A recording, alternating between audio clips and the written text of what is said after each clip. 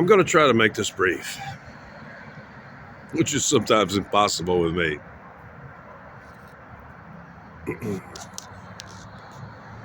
The other day, in my attempt to teach a child about covetousness, I made the mistake of actually handling briefly that nasty green nylon bag that I've seen.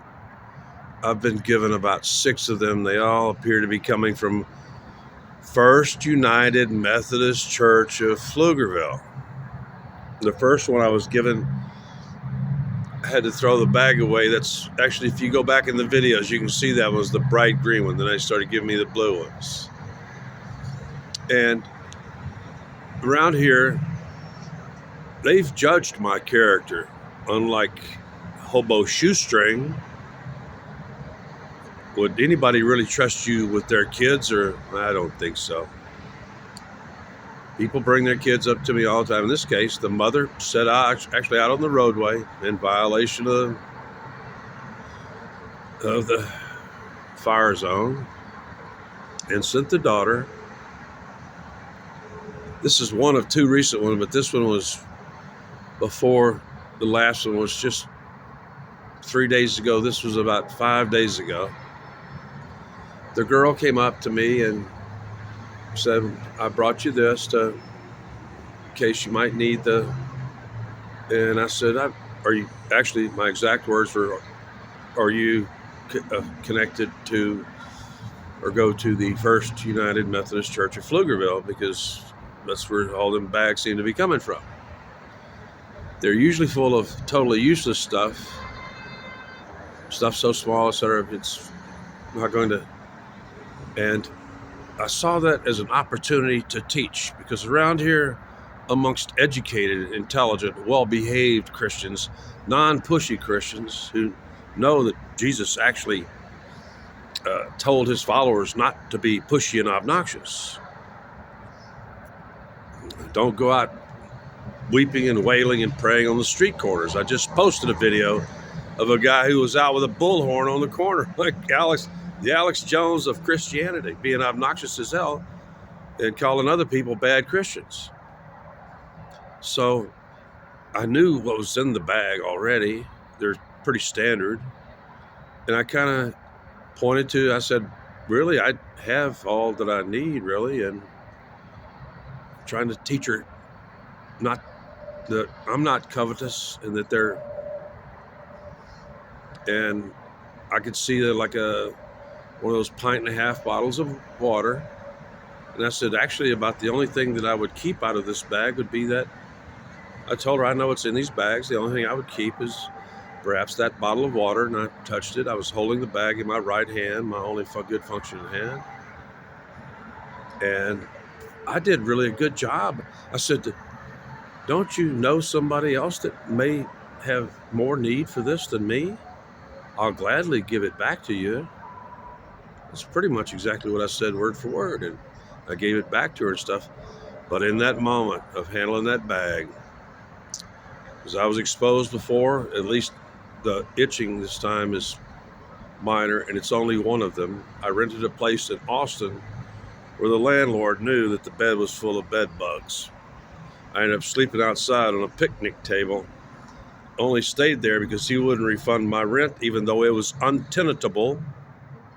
Under the law, that means I get 3 times, I get treble my money because it's untenantable. Nope, I actually stayed because it was a place to drop a deuce, shower up, and cook. I ate at least 2, 16 to 20 ounce, big, thick, good ribeyes, marbled beef every day from HEB. I think I did a pretty good job of teaching her about covetousness, and that I'm not covetous. But in the process, I picked up, because I know, I can tell just by feel and stuff, I only got one of them, and it had to migrate around. I know how they enter your clothing and stuff like that. And I have on pretty tight thermals right now, and it's been biting me at the access area down at I just know their routine. I know it's a bed bug. I'm not reacting. because bed bugs are the worst. You will itch for a month.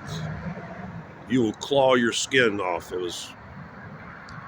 least I haven't had such a great a histamine release on this one, but I've got several bites down around the waistline where the pants and the shirt. It gets up under there, and it has managed to crawl up, and it's right now on my busted shoulder and arm. It's up on my shoulder in a place that I can't reach with my good hand without going into spasm or something. You have no idea how hard it is to get rid of a single bed bug. You really have no idea. I had never before, renting from Mr. Major Burke's, I had never encountered bed bugs in all my travels, and I've traveled a lot, and not in a boxcar. But I hope this gets through to the First United Methodist Church or wherever they've got those things piled up and stacked up. And those people you're putting that in your car and driving around, you're going to get those bed bugs on yourself and bring them into your house. And I really dread, because the cost of me actually getting rid of this bed bugs means me stripping off it. I'll have to buy a set of clothes that I don't need, just temporary cheap stuff, that check into a hotel, and no good one that's got laundromat I think on every floor, and endlessly I have to wash, put it on the highest heat possible for the longest time possible. Just holding that bag has caused me discomfort, and at least I got to teach the young girl about covetousness, which I made a video about covetousness on here. When I only had about 22, 23 subscribers, and that's not what they're interested in. I know what you want is you want me to talk about you. I get that. Or about something that really interests you, and not about, areas of, I got a different crowd now, I can tell. See, I've been watching the ages. I watch my analytics very closely. And now I have a different audience, and they're watching and appreciating more, and I'm trying to be more coherent. See, the problem is, I'm going to go 8 minutes.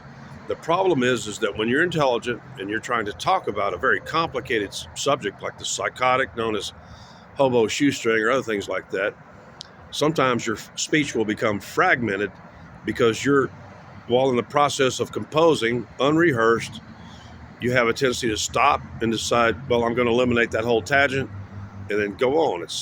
Some of you have called me, you can't hardly string together, few words. That's because you think slow and you talk slow, Jenny. Get me? Jenny. Mama said life was like a box of chocolates. You never know when you're going to get a hobo shoestring on your channel.